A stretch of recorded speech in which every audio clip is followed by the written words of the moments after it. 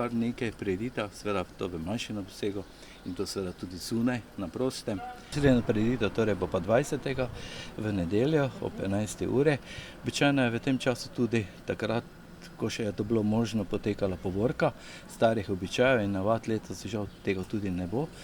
Bo pa seveda torej slavnostna seja, kot sem dejal, v dvorani kulturnega doma, ob upoštevanju vseh teh navodil NIJZ-ja.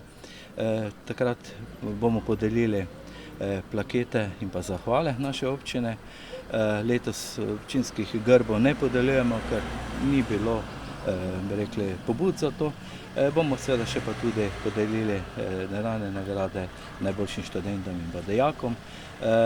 No, seveda pa tudi, bi rekli, bomo ta dogodek posvetili tudi 30-letnici naše samostojne države, torej dnevu državnosti, ki se bliža, in bomo tudi na tak način seveda še obeležili to obletnico. Super, evo.